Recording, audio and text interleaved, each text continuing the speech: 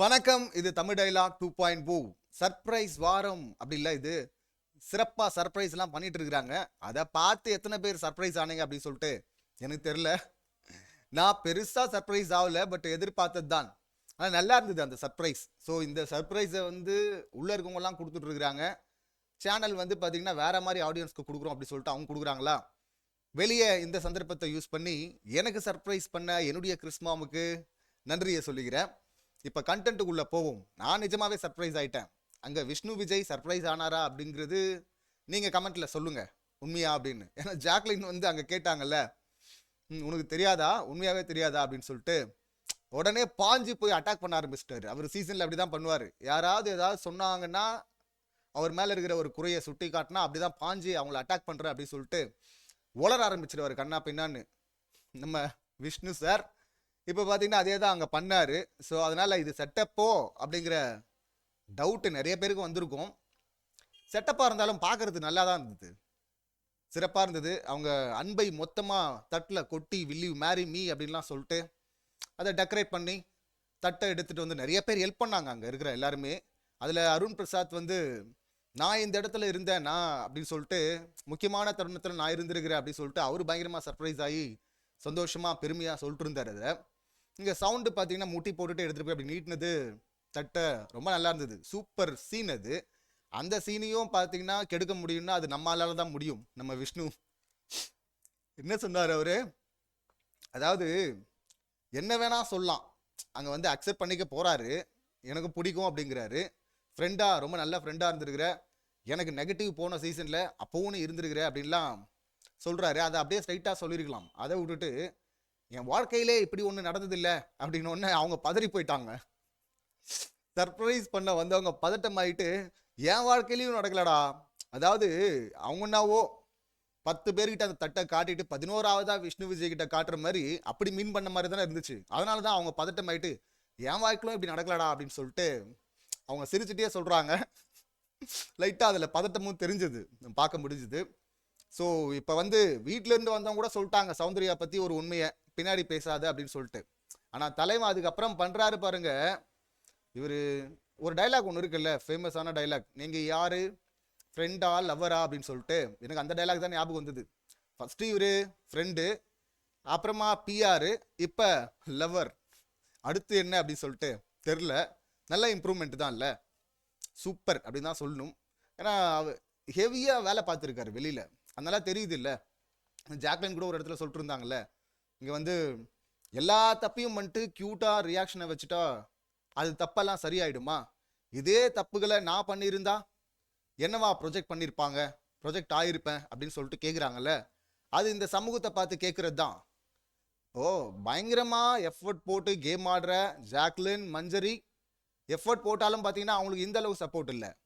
ஆனால் பார்த்தீங்கன்னா எஃபர்ட் போடாமல் இதெல்லாம் ஒரு ஆட்டம், இவங்க தான் அப்படியே பிக் பாஸில் முக்கியமானவங்களாம், இது எனக்கு மூளை யோசிக்காது, நான் பழிவாங்க பாயாசம் குடித்தேன் அப்படின்றதெல்லாம் பார்த்தீங்கன்னா கொண்டாடப்படுது. ஹெவி கிளாப்ஸ் அன்ஃபேர் அப்படின்னாங்கல்ல ஜாக்லின். அன்ஃபேர் தானே அது. அது இந்த சமூகம் தான் மாறும்னு நம்புகிறேன். ஆர்கானிக் ஆடியன்ஸ்னு நிறைய பேர் வருவாங்கல்ல, அப்போ மாறும். ஏன்னா கேமும் ஆடுறது இல்லை, கேம் ஆடுறவங்களையும் குறை சொல்கிறது. இங்கே நாமினேஷனில் எல்லாரையும் எடுத்துகிட்டு போடுறது அப்படிங்கிறது பார்த்தீங்கன்னா நல்ல விஷயம். அது அந்த பேட்டர்னை முத்துக்குமரன் ஆரம்பித்து அது எல்லாருமே ஃபாலோ பண்ண ஆரம்பிச்சிட்டாங்க, நல்ல விஷயம் தானே. இப்போ அதையே குறையா சொல்கிறாங்க இந்த சவுண்ட் அக்கா. ஒரு இடத்துல உட்காந்துக்கிட்டு கேமே எல்லாரும் மாற்றிட்டாங்க அப்படின்னு சொல்லிட்டு. அப்படி எடுத்துகிட்டு எல்லாரையும் போட்டால் தானே மிக்சர் பார்ட்டியெல்லாம் தூக்க முடியும். நீங்கள் முக்கியமான ஆளை மட்டும் நாமினேஷனில் போட்டு மிக்சர் பார்ட்டியெல்லாம் விட்டிங்கன்னா அப்புறம் எங்களுக்கு ஆப்ஷனே கொடுக்கப்படலைன்னா அப்புறம் நாங்கள் எப்படி தான் முடிவு பண்ணுறது, எப்படி தான் மிக்சர்களை தூக்குறது. இவங்களுக்கு குறை சொல்ல எதுவுமே இல்லைன்னா எது வேலிடான பாயிண்ட்டோ எது சரியான பாயிண்ட்டோ அதையே இவங்க குறையாக சொல்லுவாங்க. அதில் எக்ஸ்போர்ட் இவங்க முதுகில் குத்துவாங்க. எல்லாத்தையும் க்யூட்டுன்னு வெளில உருட்டுறாங்க பார்த்தீங்களா. எல்லாம் செட்டப் தான், நல்லா தெரியுது இல்லை. இதில் உள்ளே சொல்கிறாரு அவர், நீ ரா ரியல்மா, ரா ரியலாம். என்ன ரியல்? உண்மையாக இருக்கிறது ஓகே, உண்மையான கரெக்டான உண்மையாக இருக்கணும்ல, கரெக்டாக இருக்கணும்ல. முதுகில் குத்துறாங்க உண்மையாக இருக்கிறாங்க, பொய் சொல்கிறாங்க உண்மையாக இருக்கிறாங்க. கேமை ஆடிட்டு வாய்ப்பு கிடைச்சும் பார்த்தீங்கன்னா எனக்கு வாய்ப்பு கிடைக்கலன்னு உருட்டுறாங்க, அப்படி தானே பொய் சொல்லுவாங்க. அப்போ உண்மையாக தான் பொய் சொல்கிறாங்க. இதுதான் ரா ரியலை. உண்மையாக உட்காந்துட்டு புலம்புறாங்க. இங்கே குத்திட்டு பார்த்தீங்கன்னா இங்கே ஓரமாக உட்காந்து இவங்க அழுகுறது, ட்ராமா பண்ணுறது. ஊர்கேள்வி மாதிரி பார்த்தீங்கன்னா வன்ம கேள்வி மாதிரி வன்மத்தை கூட்டிகிட்டு இருக்கிறாங்க. ஊர்கேள்வியாக சும்மா பேசிகிட்டு இருப்பாங்க, ஆனால் இவங்க நிறைய வன்மத்தை கொட்டுறாங்க. ரியலாக இருக்குது. இந்த ரியலுக்கு வந்து கப்பு வேணுமாங்க. செம்ம காமெடி. வீட்டில இருந்து வந்தவங்க கூட சொல்லிட்டாங்க சௌந்தர்யாவை பற்றி பின்னாடி பேசாத அப்படின்னு. ஆனால் இவர் பார்த்தீங்கன்னா நீ ஸ்ட்ரைட் ஃபார்வர்டு அப்படின்றாரு. இன்னொரு இடத்துல நீ எக்ஸ்பிளைன் பண்ணுற, அது ரொம்ப பண்ணாத அப்படின்னும் போது சவுண்டு சிரிக்கிறாங்க. ஏய் அதை நீ சொல்கிறியாடா அப்படின்னு. ஏன்னா இவர் எப்படி பண்ணுவார் தான் நம்ம பார்த்தோமே. சவுண்டை விட இவர் பெட்டர் தான். சாரி, இவரை விட சவுண்டு பெட்டரு. அது அவரே வேற சொல்கிறாரு, என்னை விட நீ சூப்பர் சூப்பர்னு. போன முறை இவர் என்னெல்லாம் பண்ணாரோ தப்பு, அதை விட அதிகமாகவே இவங்க தப்பு பண்ணியிருக்கிறாங்க. ஆனால் எப்படி சப்போர்ட் வருது தெரியாது.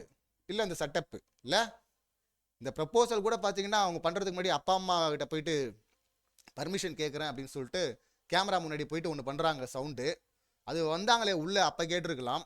இப்போ வந்து பர்மிஷன் எப்படி அவங்க கிராண்டடா, இவங்களா வந்து இன்ஃபார்ம் பண்ணுறாங்க, பர்மிஷன் கிடையாது அது இல்லை, இன்ஃபர்மேஷன் தானே கொடுக்குறாங்க. அது எப்படி பர்மிஷன் ஆகும், நான் பர்மிஷன்லாம் வாங்கி வந்துட்டேன்டா அப்படின்லாம் சொல்கிறாங்க.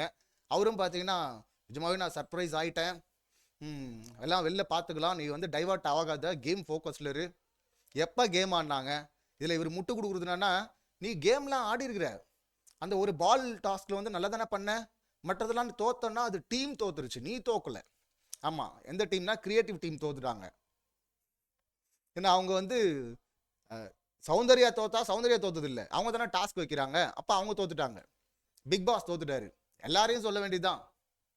இந்த மாதிரி தானே பழியை போட்டு உட்கார்ந்துட்டு இருக்கிறாங்க. இது வந்து ரா ரியல் மோசமான ரா ரியல்னு வேணா சொல்லுங்க, ஏத்துக்கிறோம். சூப்பரான ரா ரியல் அவங்க. இதுல என்ன முட்டு, வெளியேருந்து கொடுக்குறது பத்தாதுன்னு உள்ள போயிட்டு இப்படியெல்லாம் நீங்க சொல்லிட்டீங்கன்னா மாறிடுமா அது. இதுல எனக்கு இன்னொரு காமெடி, இந்த த்ரிஷா இல்லைன்னா நயன்தாரா அப்படின்னு சொல்லுவாங்கல்ல, இவரை பொறுத்தவரை, இந்த பிக் பாஸை பொறுத்தவரை பூர்ணிமா இல்லைன்னா சௌந்தர்யா அப்படின்னு சொல்லிட்டு பாசிட்டிவாக தாங்க சொல்கிறேன், வன்மத்தெல்லாம் கொட்டல. ஏன்னா அங்கே ட்ரை பண்ணாரு, அங்கே ஒர்க் அவுட் ஆகல. அதை விட பெஸ்ட்டாக சிறப்பாக இப்படி ஒரு ப்ரப்போசல் நிஜமாக நல்லா இருந்தது. சீரியஸ்லி நோ வன்மம், நிஜமாக நல்லா இருந்தது பார்க்குறதுக்கு. ஆனால் இவங்க அதுக்கப்புறம் கொடுக்குறாருல முட்டு, அதெல்லாம் பார்த்ததுக்கப்புறமா இதுவும் செட்டப்போ அப்படின்னு தானே நமக்கு தோணுது. ஏன்னா ஏகப்பட்ட செட்டப் வெளில இருக்குது இல்லை. ஸோ மொத்தமாக மாட்டிக்கிட்டாரு இதில். என்னம்மா நீ வேற இப்படி சொல்லிட்ட, இப்போ நான் வெளியே போய் என்னம்மா பண்ணுறது, உங்கள் அப்பா செருப்பால் அடிப்பார் அப்படின்லாம் வேற சொல்லிட்டுருக்குறேன். அப்படி இதுக்கு தான் வந்து ட்ரெஸ்லாம் வந்து வாங்கி பண்ணியாடா அப்படின்னு கேட்பாரு அப்படின்னு. இது கூட உண்மையாகவே பயப்படுறியாப்பா இல்லைன்னா அதுவும் செட்டப்பாப்பா அப்படின்னு தான் கேட்க தோணுச்சு.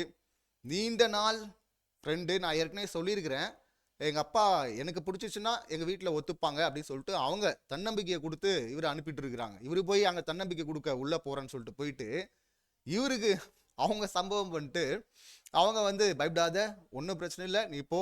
அவருக்கு என்ன பையனா, நீ வரத்துக்கு வந்து இன்னும் 20 நாளுக்கு மேலே ஆகும், ஆனால் நான் இப்போ போனமே ஃபேஸ் பண்ணமே என்ன பண்ணுறது தெரியலையே அப்படின்லாம் பயப்படுறாரு, பதட்டப்படுறாரு அவர்.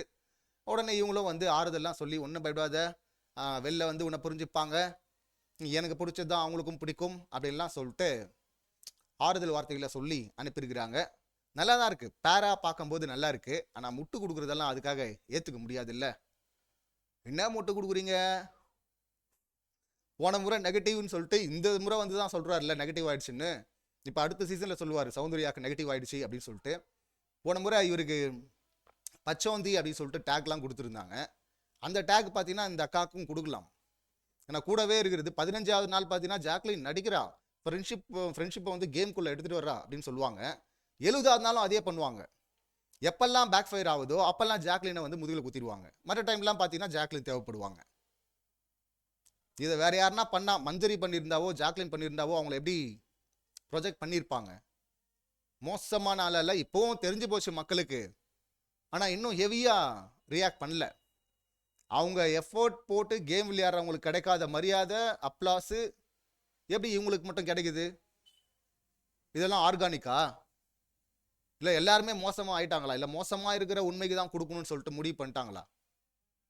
அப்படியெல்லாம் போயிட மாட்டாங்க அப்படின்னு சொல்லிட்டு நம்புவோம். இதில் விஷ்ணு விஜய் வந்து நான் இன்னும் கொஞ்சம் ஸ்பைஸ் ஆட் பண்ணுறேன் அப்படின்னு சொல்லிட்டு ஆண்களை மட்டும் தனியாக பிரித்து கூட்டு போய் உட்கார வச்சு அங்கே விஷால்கிட்ட ஸ்ட்ரைட்டாகவே சொல்லியிருக்கலாம், ஏன்டா அது மாதிரி தப்பாக பேசின, வெளியே போனால் நீ ஃபீல் பண்ணுவேன்.